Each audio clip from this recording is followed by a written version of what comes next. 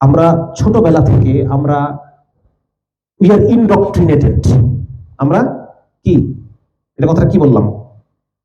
ছোটবেলা থেকে আমাদের পাঠ্যপুস্তকের মধ্যে এই নাটক, সিনেমা, টিভি এগুলোর মধ্য দিয়ে আমাদেরকে ইনডক্ট্রিনেশন করা হয়। আমাদের মধ্যে কিছু কিছু জিনিস ঢুকাইয়া দেওয়া হয় বাই ডিফল্ট হিসেবে।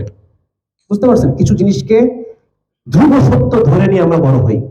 আমার কাছে মনে হয় যে এটাই সঠিক, এরকম কিছু চিন্তা আমাদের মধ্যে ঢুকাই দেওয়া হয়, যে চিন্তাগুলোকে আমরা কখনো প্রশ্ন করি না, আমরা এগুলোকে সত্য বলে মেনে নেই, ঠিক না? কিন্তু এই বিষয়গুলোতে, যেমন ধরেন একটা সময় পর্যন্ত আমি তো এইভাবে আপনারা আমাকে দেখতেন না, একটা সময় পর্যন্ত আমি এরকম ছিলাম না। স্বাভাবিকভাবে পাঠ্যপুস্তকের মধ্যে যে ইতিহাস আমাকে শেখানো হয়েছে, আমরা সেটা বিশ্বাস করি।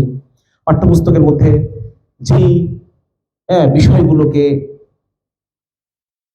যেমন এর মধ্যে একটা খুব গুরুত্বপূর্ণ বিষয় হচ্ছে যে নারী পুরুষ সমান, এরকম একটা জিনিস আমরা ছোটবেলা থেকে শিখে বড় হয়েছি না?